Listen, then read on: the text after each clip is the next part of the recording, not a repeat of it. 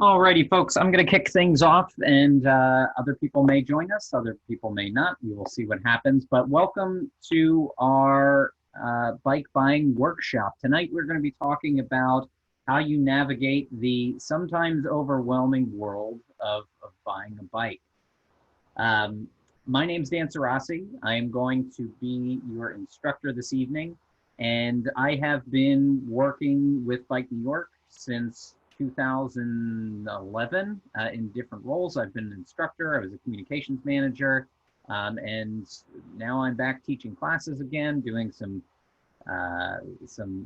teaching here and there. So this is stuff that I love. I actually helped develop these presentations. So I'm really happy to talk these over.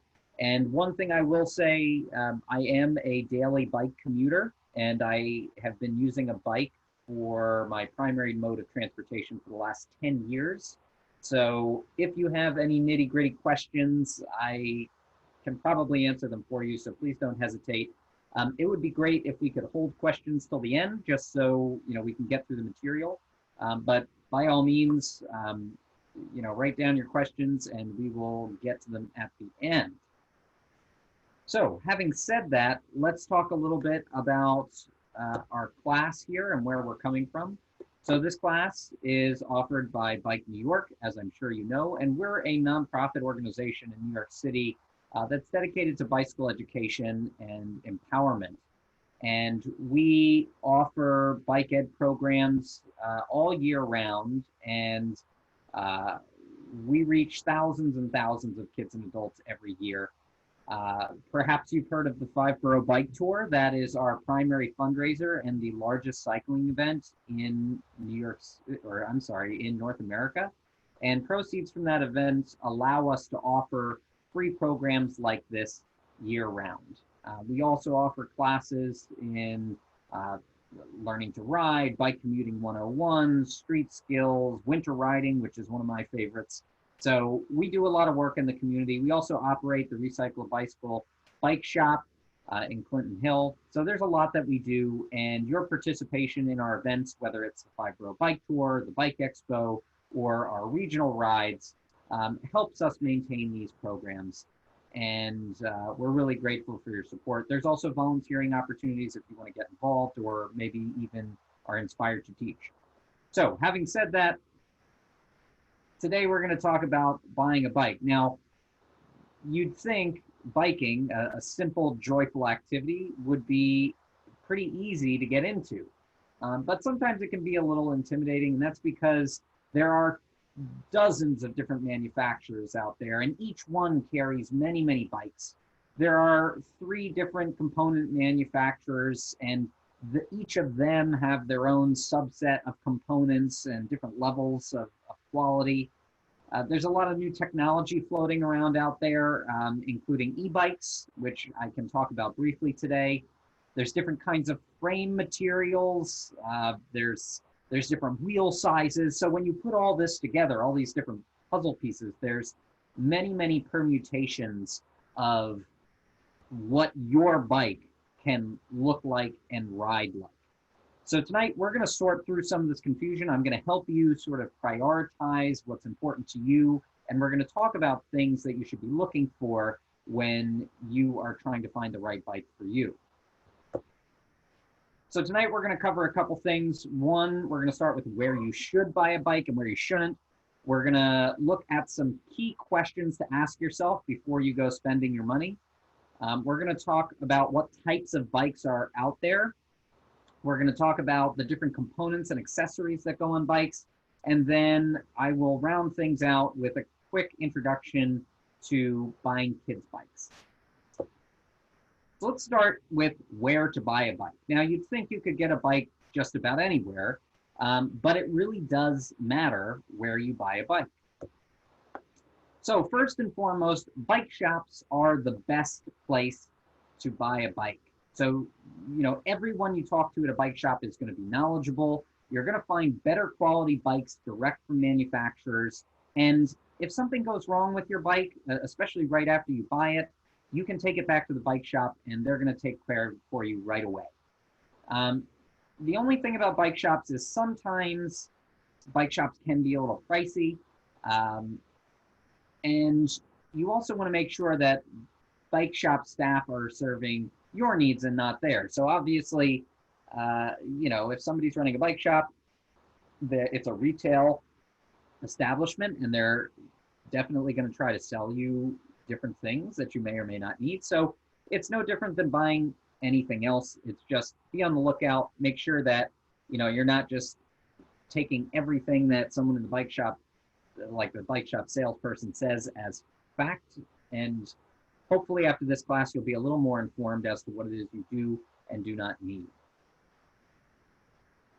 So another place you can go to buy a bike is online. So there's a lot of online wholesalers out there. And the good thing about online bikes is you can get a really good deal when you're searching online. And you can probably get access to products that you might not find in your local bike shop. So bikesdirect.com is an example. REI has a good online presence. Jensen, Cambria, these are all places you can go to buy a bike. The only thing to keep in mind is there's no customer support. So when that bike comes in the box, you're going to be putting it together. You're going to make sure that it works properly. And, it's up to you to, fix anything that goes wrong with it. And to that point, it might require assembly. And if you can't do it yourself, you might have to pay a little bit more at a bike shop who would definitely put it together for you. And then lastly, shipping can be expensive. Bikes are large objects, even when they are deconstructed. So shipping usually comes with an added cost. So you have to weigh the actual cost of the bicycle against, the cost of having somebody put it together and the cost of having this big box shipped from somewhere in the world. So another place you can go, you can buy used bikes. Used bikes are actually a great way to sort of, do good. Because what we like to do at Bike New York, we encourage a culture of recycling. We actually operate Recycle a Bicycle, which used to be its own organization, is now part of Bike New York, and we operate a community bike shop that runs off of donated recycled bikes. So we refurbish bikes that are donated to us and we resell them. And this funds our workforce development programs. We actually train mechanics who have gone on to work at City Bikes and bike shops all over New York City. And we also do youth training programs. So yes, I am pitching our Recycle a Bicycle shop, but there are other places across the city that you might be able to get used bikes. Alternatively, you could look at Craigslist and eBay. Yes, you can probably find a good deal, but remember, you really have to know what you're looking for. I do hope that you're more informed after this course, but it's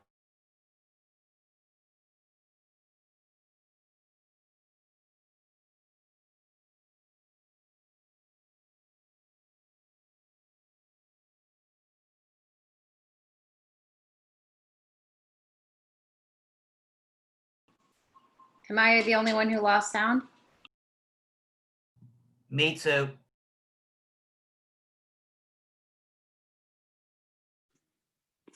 I lost sound also.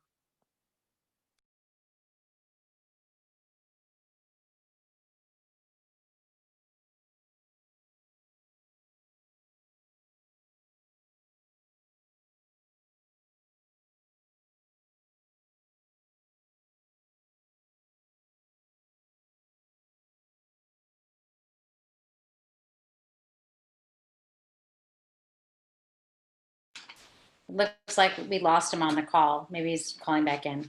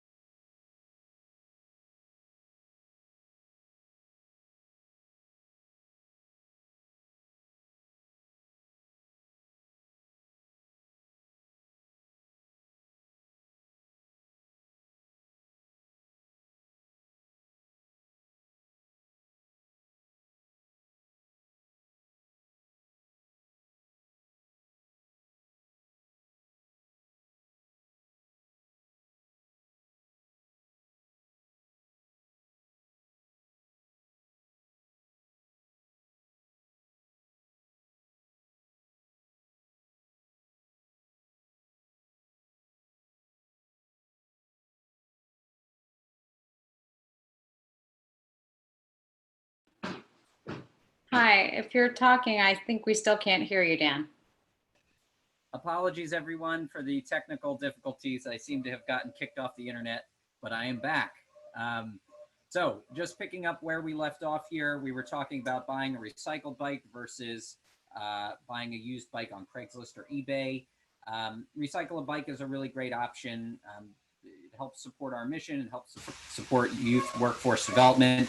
eBay and Craigslist can get you a good deal, but remember, you got to know what you're looking for, and you also, you're kind of on your own if you get a bike that doesn't meet your expectations. Remember, you're buying bikes without actually being able to touch them, so that can be a little dubious sometimes when they're used.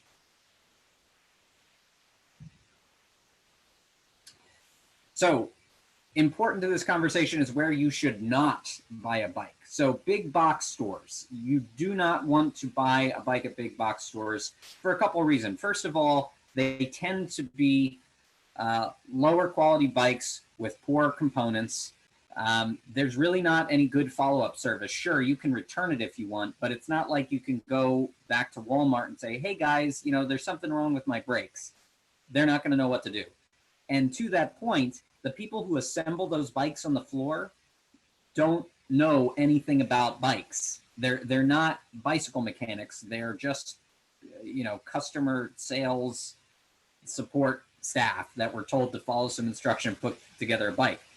To that point, one year I was teaching a learn to ride class, and a guy showed up with his bike, and he was really excited about it.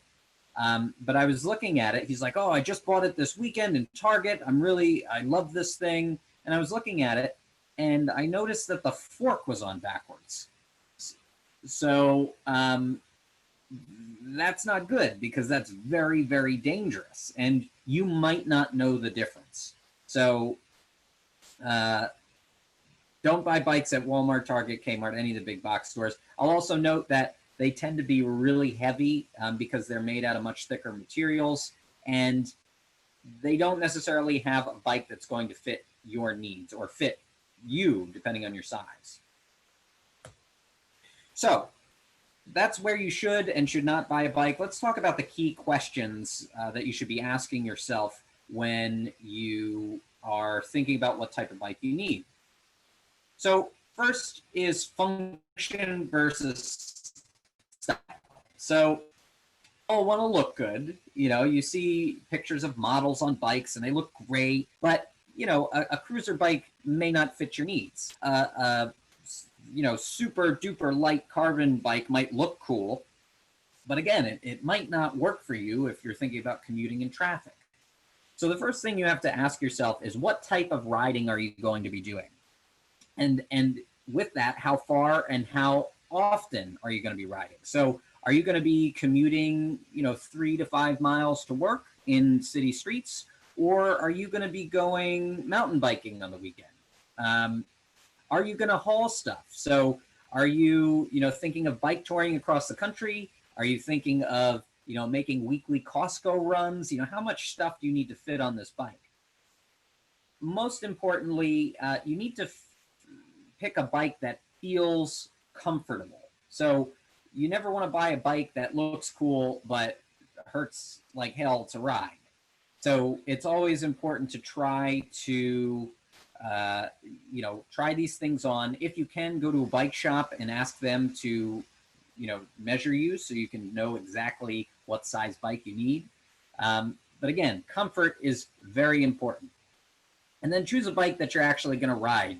Again, it's got to be comfortable. It's got to suit your needs. You don't want a bike that's, overbuilt. You don't want a mountain bike, like a crazy dual suspension mountain bike, if you're going to be commuting on road every day through New York City streets. It's too heavy. It's not built for that. So think about your usage.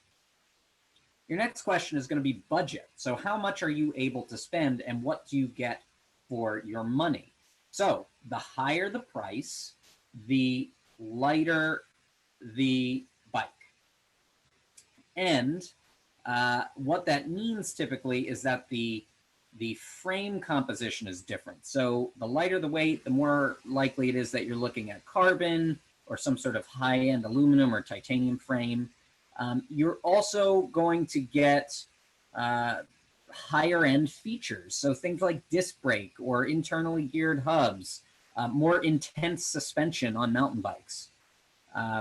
You know, as I mentioned earlier, there's several different component manufacturers, and each of them have different levels of quality components, higher price, better quality components. And then lastly, some companies will add different accessories onto their bikes. So you might find something called an urban commuter bike, and it's basically a hybrid, which we'll talk about. But it adds on a couple extra features like fenders, baskets, some lights. Maybe it has a cargo rack on the back. Again, that's what you get the higher your price. So your other question, so once you've figured out what type of riding you're going to be doing, once you've figured out what sort of budget range you're looking at, size is absolutely critical. Sort of a good rule of thumb, if you stand flat with your legs over top of the bike and you grab you both ends of the top tube, you should have enough space where you can, you know, lift the bike 1 to 3 inches between, well, you don't have to lift it, but bottom line is this. When you straddle the top tube, you should have 1 to 3 inches of clearance between the top tube and the inseam of your pants. Now, again, you can always walk into a bike shop and ask them for some guidance. They're going to be more than happy to help you figure out what size frame you need. Now, your next question. So you've figured out the general size of bike you need, you know what you can spend, and you know what type of riding you're going to do. The next thing you need to think about is your comfort or position. And there are a lot of different riding positions. So upright is generally the most comfortable way to ride. But if you're looking for speed, you're going to look for a bike that has more of a forward position. And if you're really looking for comfort, you can always think about a recumbent. Though I got to be honest, I don't see a lot of I don't see a lot of diversity, I guess, amongst the people who ride these. I tend to see older males riding recumbent bikes. That's not to say they're not great. I just that's just a trend I've observed. So as far as comfort and position is concerned, you know, there's certainly your physical position on the bike. But there's a lot of different types of seating as well. You might want more of a padded seat, or, you know, these Brooks saddles.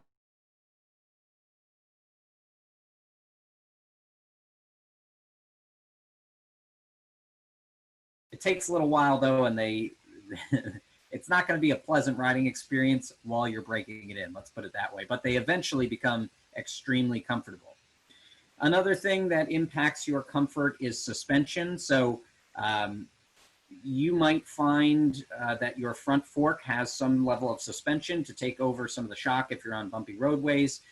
Some bikes, mainly mountain bikes, have rear suspension as well. Again, that just takes more of the rigidity out of your ride. Tires also play a role in the bumpiness of your ride, but we'll talk about that in a little bit. So those are the key questions that we need to ask ourselves before we start thinking about a bike, right? Now let's talk about the types of different bikes that might meet those different needs. The first type of bike I will talk about is a mountain bike. So mountain bikes are great for off-roading or rougher terrain. Typically, mountain bikes are going to have wider tires with a much... You're going to see a lot more suspension in a mountain bike. So we talked on the last slide about this, but generally you'll see front suspension on almost all mountain bikes, but depending on the model and sort of, you know, high versus low end, you might see rear suspension as well, and you might see different intensities of rear and or front suspension. Now, mountain bikes, while they are great for off-roading and they absorb a lot of shock, they are heavier because of all that extra suspension, your larger tires, and, you know, other heavy components like disc brakes.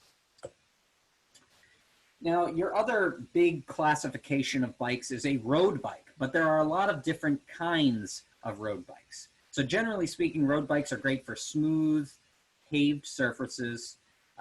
They tend to be much lighter weight, especially the mountain bikes. They also have narrower tires than mountain bikes with a smoother tread, which enables you to get to higher speeds. Now, like I said, there are a number of different types of road bikes. There's touring bikes, which are meant for longer hauls.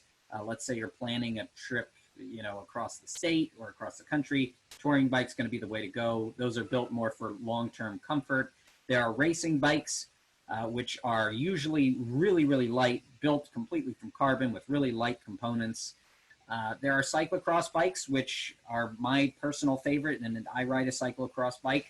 What I like about cyclocross bike is you get those benefits of a road bike, the light frame, the sort of aerodynamic position, but they are built to do some intense things like cyclocross, which is basically motocross but on a bike.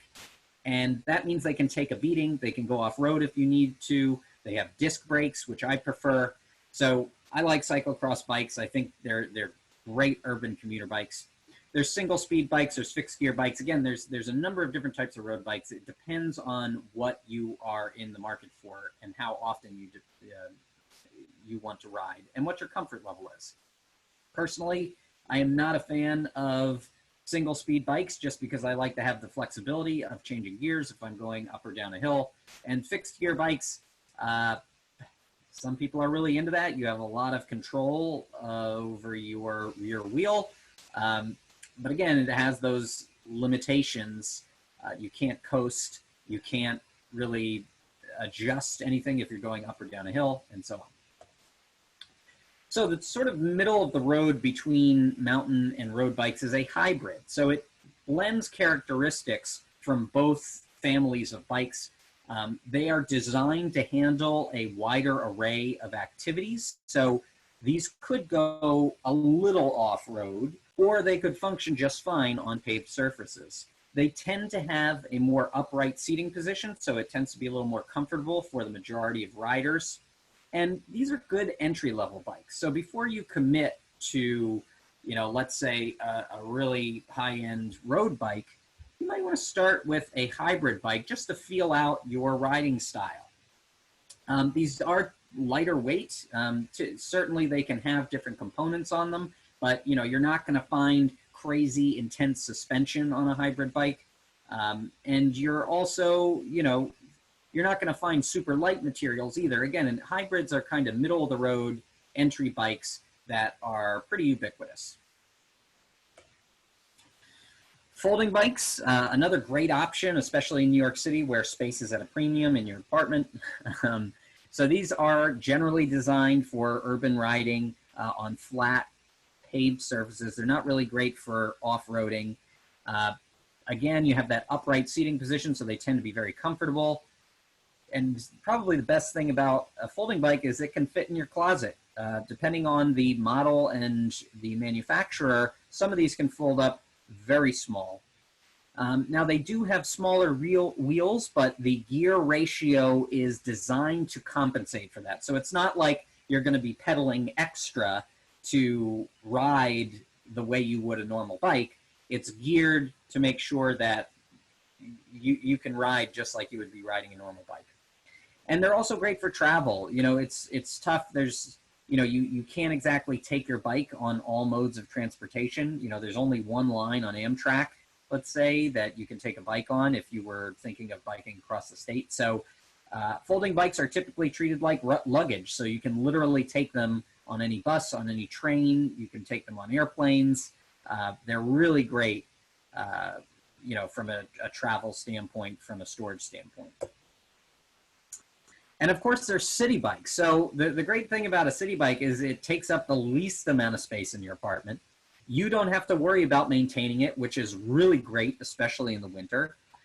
These bikes are designed to be comfortable and designed to work for everyone. As you can see, City Bike has sort of that step-through frame, so it's really easy to get on and off. They have fenders to protect you while you're riding from, dirt and grit. They've got baskets so you can carry things. They're really a great solution for urban riding. Now, there are a lot of other bikes that we're not going to talk too much about here, but those sort of lay down position bikes are called recumbents. There are BMX bikes, which aren't really meant for riding as much as, you know, doing tricks. Cruiser bikes are usually pretty heavy, but they are very comfortable to ride. Those are for like slow recreational jaunts on the weekend. Tandem bikes, if you want to ride with a friend, you know, it's kind of tough to store one of these in your apartment, but they are fun. Fat bikes are a lot of fun to ride. These have super wide tires, so you can ride them on a beach. You can take them off-road just about anywhere. And my favorite is to take a fat bike out in the winter. So they can handle a lot of really crazy conditions. And of course, there's a cargo bike. These are meant to hold additional passengers. You know, you can put huge bags on these things and carry a lot of stuff. One thing that's not on this list is an e-bike, and you know, we could spend a whole hour talking about those, but electric bikes are a great option if, you know, say you have a lot of hills. Let's say you live in Upper Manhattan or in parts of the Bronx. There are a lot of crazy hills that might detract from your riding experience or prevent you from thinking about riding. A Class 1 electric bike is what's called an electric pedal assist bike. It doesn't have a throttle, but it does kick in an electric motor when you start pedaling. So it just gives you that extra boost you might need to, say, get up a hill, or if you're really tired at the end of the workday, it can give you a little bit of extra pep in your pedal in order to get home. So when it comes to the different types of bikes, there's a lot of manufacturers out there. There's really not a lot of difference when it comes to products. I mean, certainly your folding bikes like Brompton, DeHaan, Citizen, those manufacturers specialize in folding bikes, whereas the other manufacturers tend to stick to regular full-size bikes. But beyond that, there's really not a lot of difference between the different bikes you can get at different brands. And you're going to find price equivalency across brands. So the same level of hybrid bike will cost about the same between Fuji and Trek and Specialized and so on.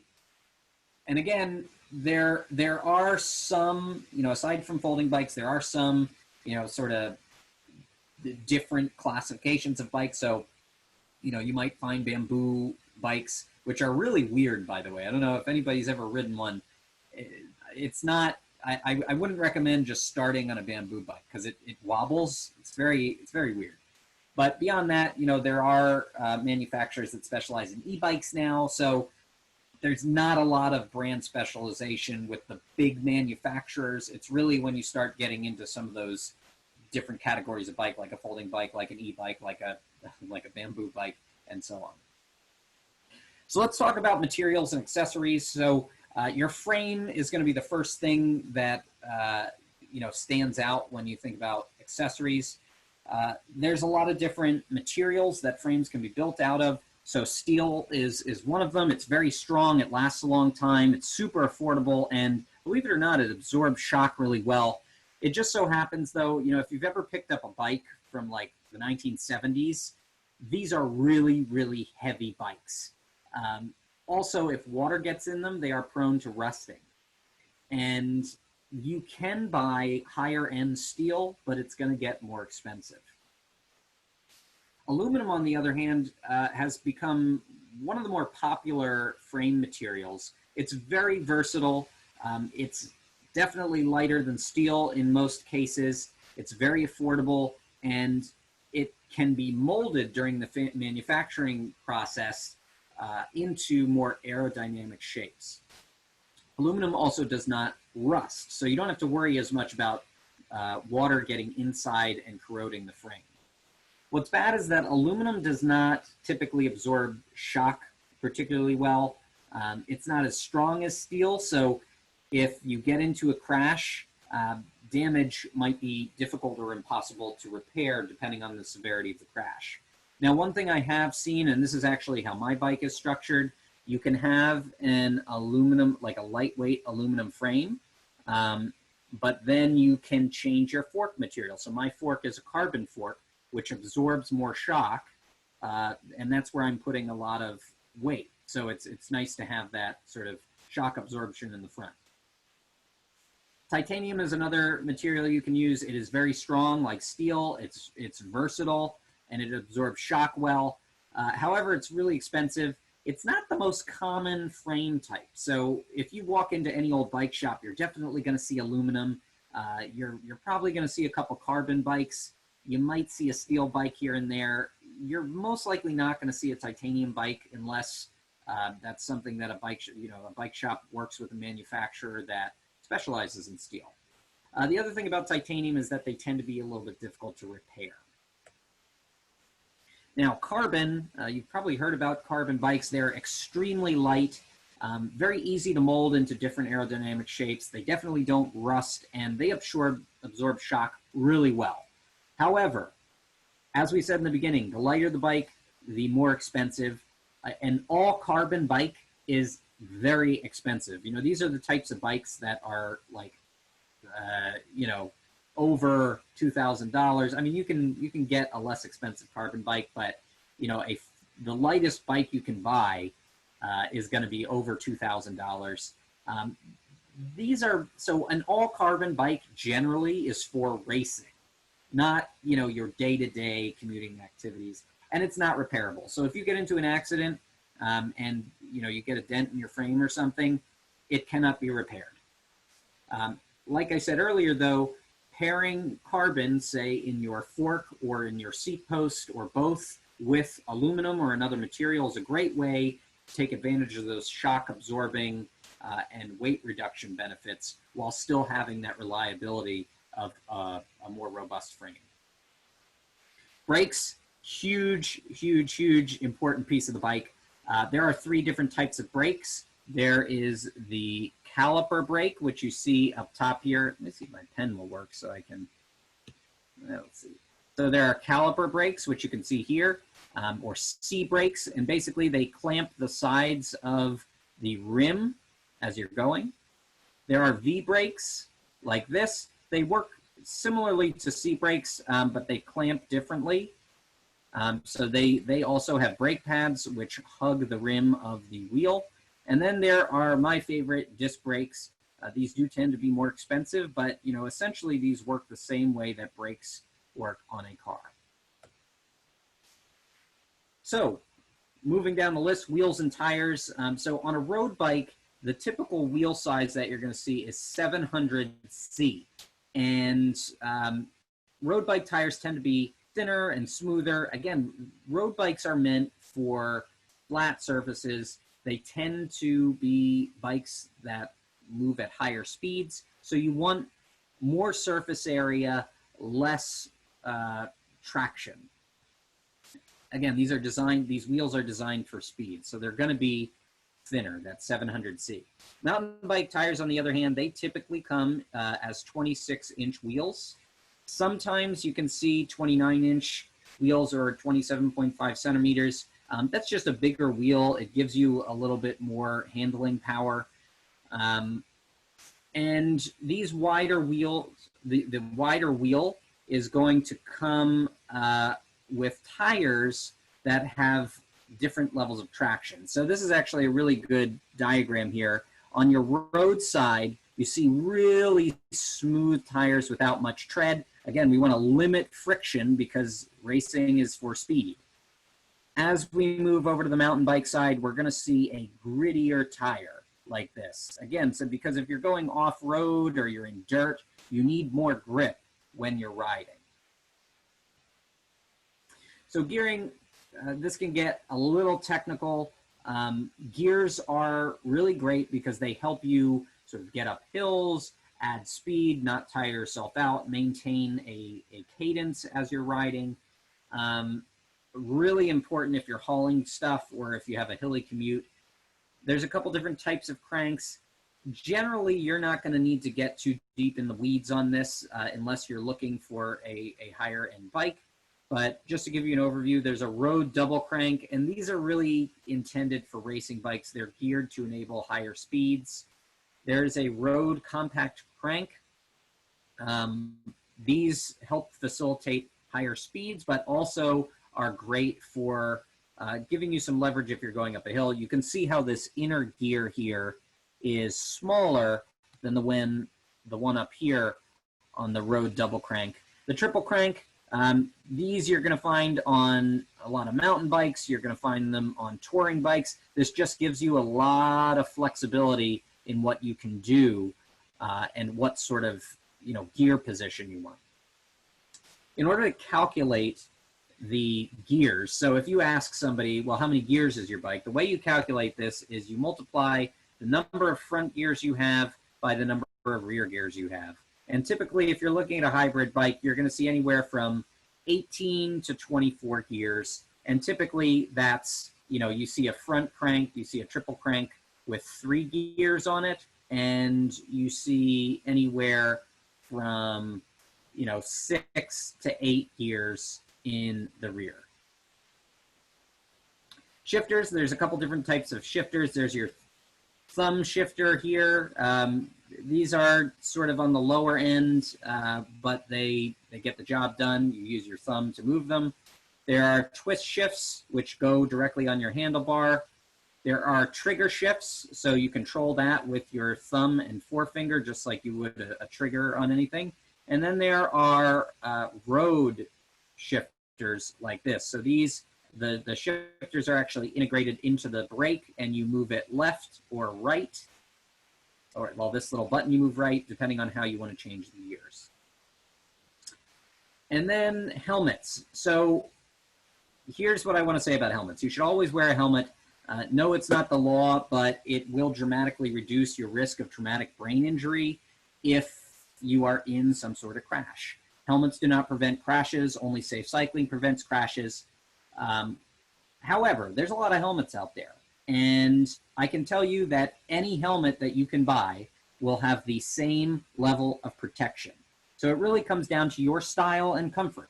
So, for example, a vented helmet like this will give you a lot of airflow, but then some people just like the punk look. Maybe you want to dress like a shark, or maybe you like a bucket helmet like this that gives you complete coverage. It's really up to you. All of these helmets will protect your bike the same. Now, helmets are one-time use, and that doesn't mean that you can't re-ride them or you can't wear them for all of your rides. It just means that if you're in a crash, you absolutely have to replace them. What happens is if the helmet impacts something, the styrofoam gets compressed and it loses its absorption power. So if you're in a crash, throw out your helmet. Also, even if you're not in a crash, you should replace your helmet every 3 to 5 years. And that's because the styrofoam actually does deteriorate over time. So I would look at the instruction guide. Every helmet comes with one, and manufacturers make recommendations as to how long helmets are supposed to last. Also, depending on what level of use your helmet gets, you might want to replace it more often. So I use my helmet virtually every day. It gets bumped around a lot. It gets dropped from time to time. So I tend to replace my helmet every year or so because it sees so much use. Now, there's a lot of other accessories out there. There's lights. So to be legally compliant in New York, you need to have a front white light and a rear red light. You also need to have a bell on your bike. All of those things are required in New York City. If you're thinking about hauling things, there are racks and trailers you can buy that attach panniers to your bike, or you can get a bigger trailer. There's bike computers if you're interested in tracking your distance, your speed, etc. And then, of course, bike locks are super important if you're planning to ride to the store or anywhere that you need to leave your bike outdoors. So with that, I'm going to pause here, and I'm going to open up the floor. Does anybody need to learn about children's bikes? Is anybody interested in this topic? If not, we can stop here and we can just take questions. So let me know what you guys are feeling and thinking.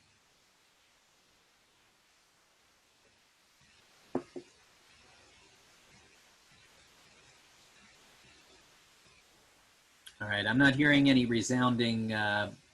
Let's learn about kids bikes. So, does anybody have any questions about any of the material that we covered on adult bikes? Feel free to unmute yourself and ask whatever questions you might have. I have a quick question, if no one minds. When you were talking about the shifters, I missed the fourth one. I have thumb, twist, and trigger. The last one was? So the last one is a road bike. What is happening here? Hang on. Let me go back to that slide really quick. The last shifter is a road shifter. And essentially this integrates a brake lever and a shifter. So where you pull, you know, it's a typical road bike brake, so you pull it back. But then if you shift the brake lever to the right or push the button to the left, it will shift gears as well. Thank you. Thank you very much. Appreciate it. Other questions? Please don't hold back.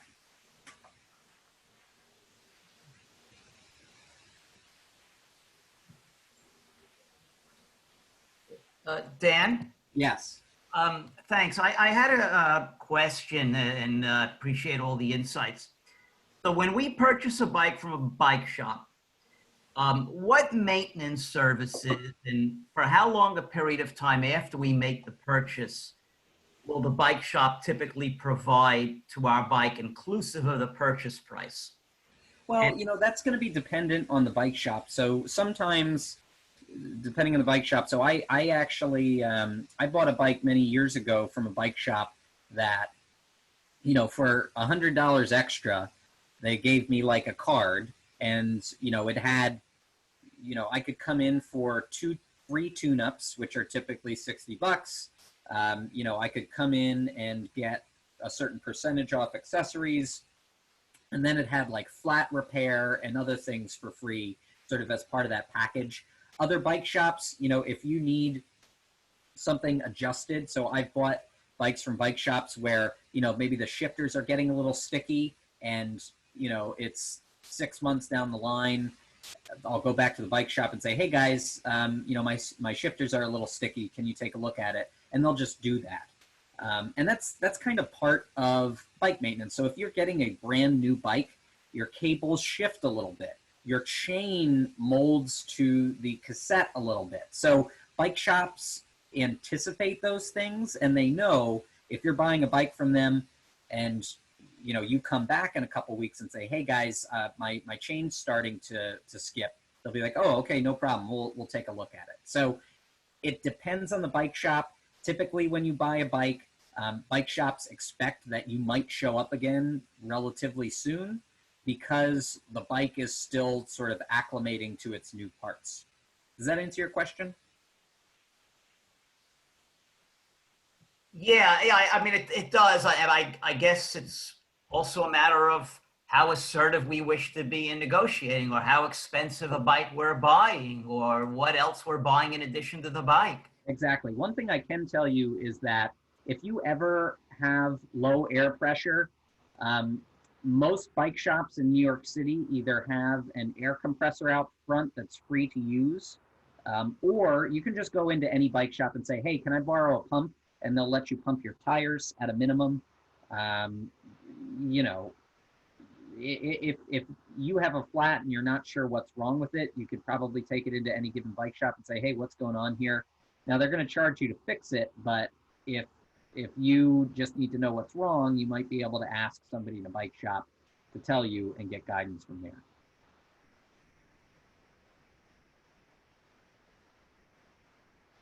Other questions?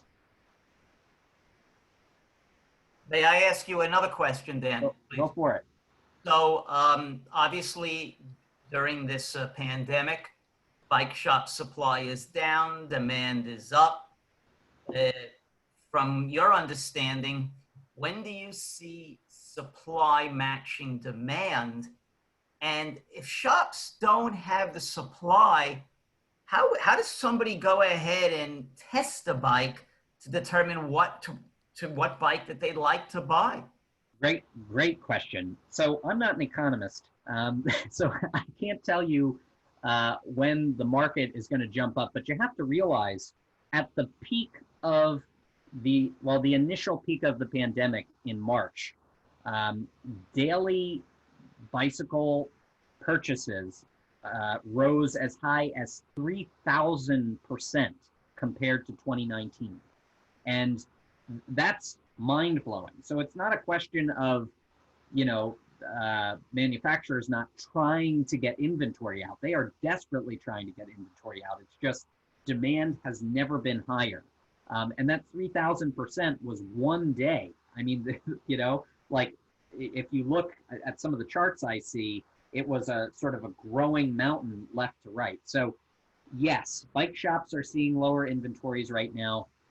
I can't predict when you're going to start to see more inventory, though I suspect you're going to start to see catch up, especially around the holidays. When retailers are trying to make a push, because what better gift to give than a bicycle? But we'll see. Maybe I'm wrong. Maybe manufacturers will be focusing on the winter time when less people are riding to build up their output so that bike shops have more inventory for the spring.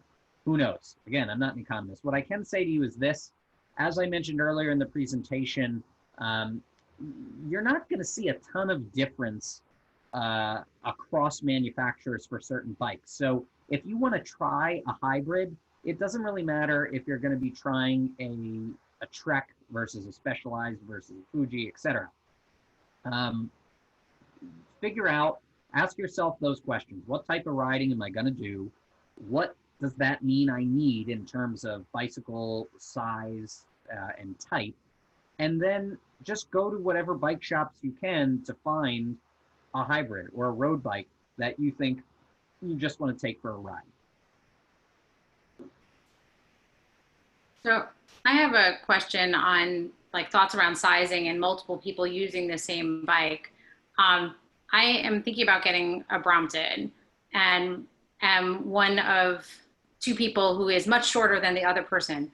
But I don't know if you know how easily like the seat post can be swapped out, or whether that's, because it seems like the rest of that style is much more accessible to different size people using the same bike. Super duper easy. So most all folding bikes, in fact, I have not seen a folding bike that doesn't have this, but all folding bikes have what is called a quick release lever.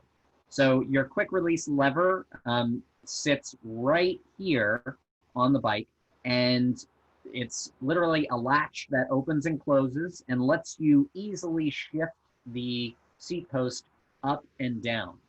Now, what's nice is a lot of manufacturers have started printing numbers on their seat posts so that you can see, maybe you ride at level 3, but the other person who's riding the bike rides at level 7.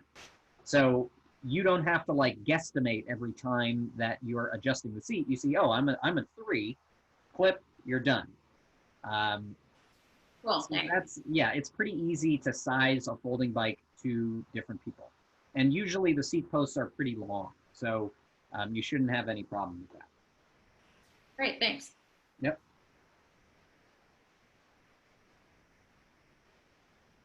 Any other questions?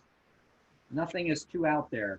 Do you have any recommendations for a used bicycle store, or actually in terms of the recycle bike, in terms of getting started with Bike New York, how would we proceed with that if we wanted to look into that with you guys?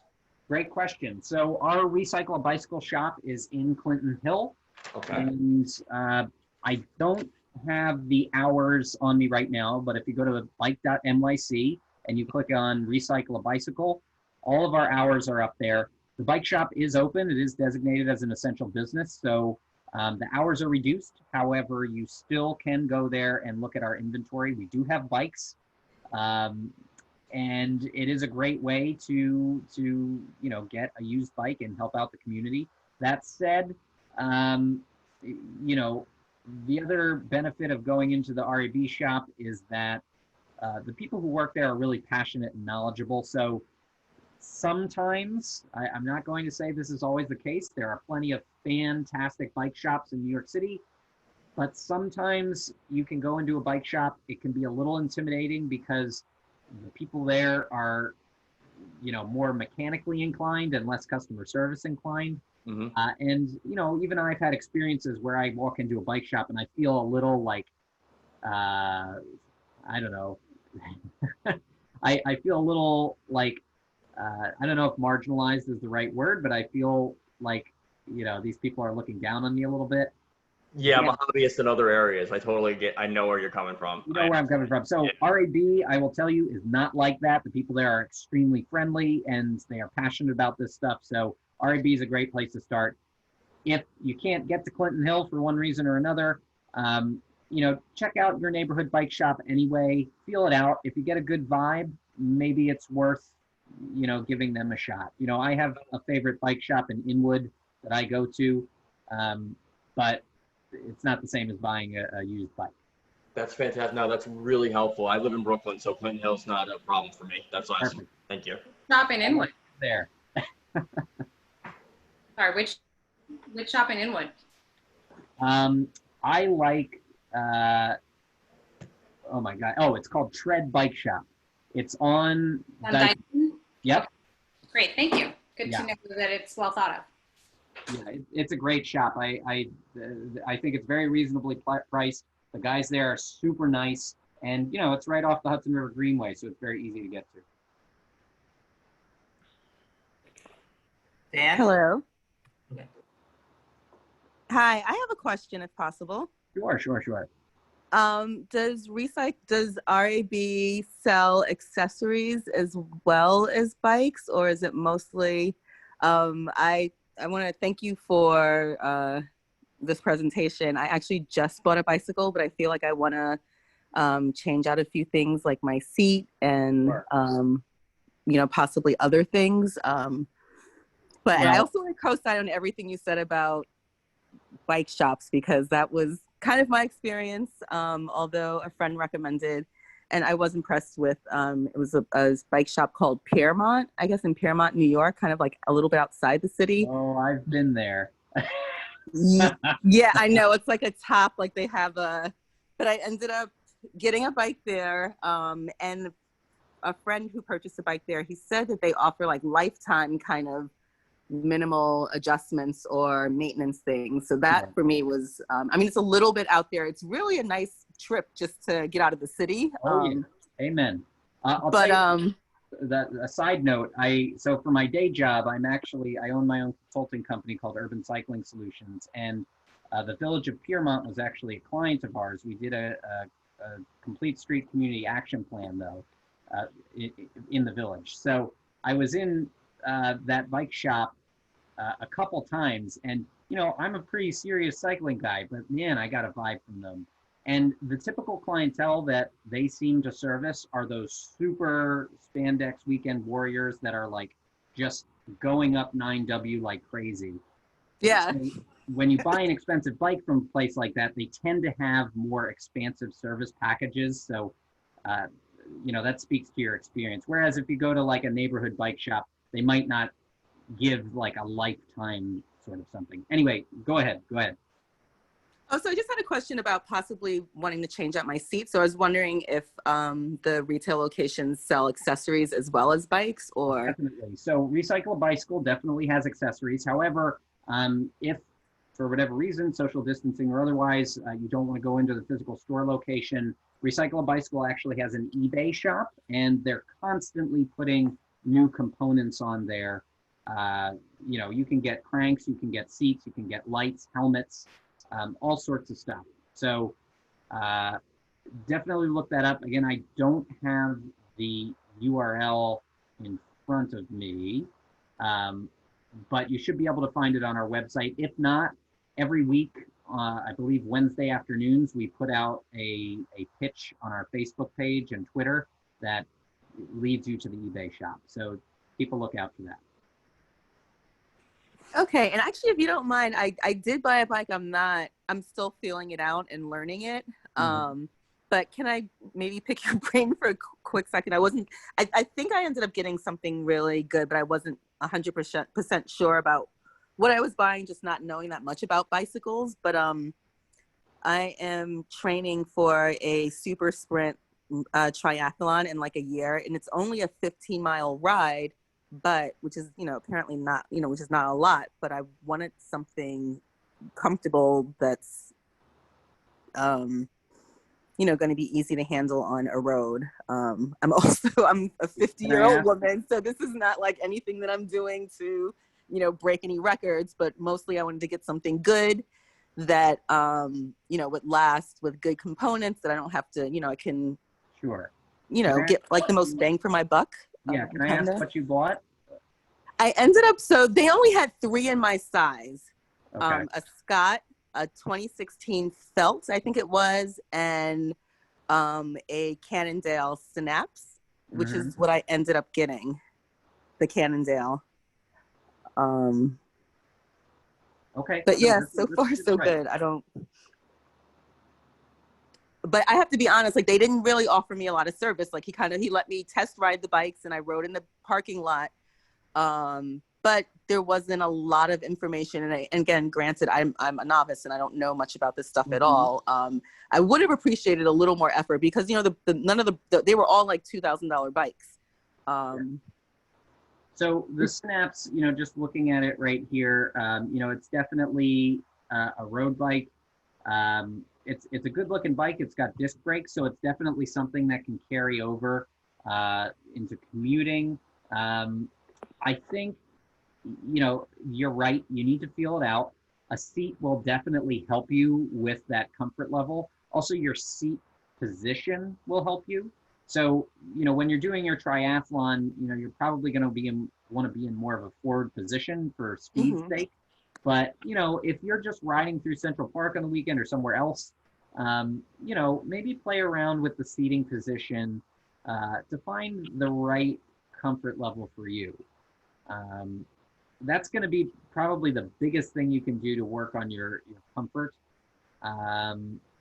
The other thing I could recommend, is just like riding it. The more you ride it, the more comfortable you're going to get. Yeah, I'm sure I have to get used to it. One other thing that I did notice was that like I don't know if I'm holding the handlebars too tight but like I would get like a tingling in my hands as well. And like, again, I've previous to this is my first road bike. And before that, I've only ridden like a messenger bike with like my 40-pound son's car seat on the back. Bike seat on the back. So it's a completely different position. It's a different bike and a different feel. But so because you're leaning forward more, you're putting more weight on your arms. Whereas if you're sitting more upright, there's more weight on your butt. So it's more than likely that you are overcompensating for the weight on your handlebars by squeezing too tightly, and you're still getting used to that different weight distribution. Now, this becomes a problem, particularly in the winter, because if you're gripping your handlebars too tightly, your hands are going to get cold and your blood is not going to flow properly. So that's probably what's happening there. Okay, great, thank you. So Synapse, I guess, it's a decent, it's a good bike. That's what I kind of wanted. It's an entry. Really I wanted bike. like an entry road bike.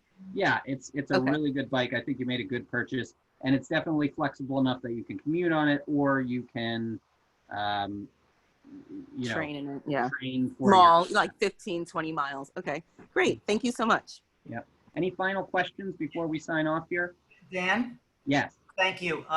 My cycling experience has been on a hybrid, lots of city riding. I am anxious to graduate to a road bike. And I guess I would characterize it as an entry level or beginner road bike. And during this transition, I suspect I would still be doing city riding before I would be riding over the bridge and out of the city. So I don't need right now to have aggressive geometry. Can you sort of guide me as to what I should be looking at, thinking? It seems like you were a big advocate of the cyclocross bike. Sure. So again, what I like about cyclocross bikes is, they're versatile, but they're still built for speed. So, they can take a beating if you're on bumpy roadways or if you're going off a curb or something like that. But, they're light. You can pick up a lot of speed on them, and I think they're very comfortable. I also like having disc brakes at my disposal so that I can stop on a dime if I need to, if I'm in moving traffic and so on and so forth. So the Synapse, which we just heard about, is a pretty good like entry level sort of road cross bike, or I'm sorry, cyclocross bike. I ride a Trek Cross Rip. These are things you had asked a question before about, like, getting in and trying a bike. If you try, either of those types of bike, whether it's a Synapse or a Cross Rip or another cyclocross bike from a different manufacturer, that'll sort of give you a sense of how, is that bike right for you or not. I wouldn't exactly call cyclocross bikes exactly entry-level road bikes, but it'll give you a good sense of how a road bike rides, whether or not you like that, or if you need something a little less intense. And that's where I would recommend you start. So you're saying then that a cyclocross would be above the entry level of beginner road bike? I think so, because they're built, they're built a little bit heavier. They're built for a specialized purpose, but the spectrum is very wishy-washy. So if you're interested in the bike that I ride, I'm just telling you what it is. And bottom line is this: go to a bike shop that has some road bikes and try one. That's the only way that you're going to really figure out where you land on the spectrum. And you can tell them, if you go to a good bike shop, you can tell them, hey guys, I'm looking for an entry-level road bike. They're going to pull out an entry-level road bike, and you can give it a try. Or if you want to go in and say, hey, I'm interested in kind of a cyclocross type bike, they should be able to help you there as well. Just get out and try it. That's my advice.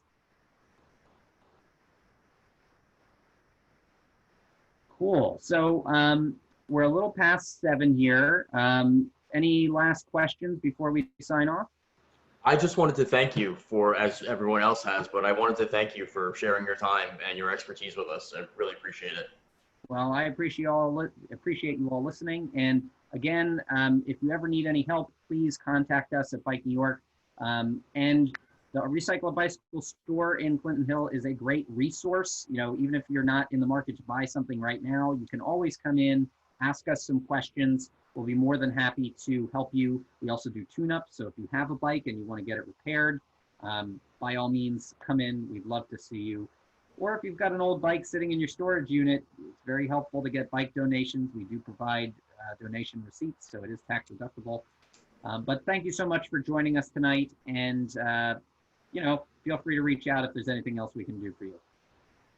Thank you, Dan. All right, have a good night, everyone. Have a good night. Good night.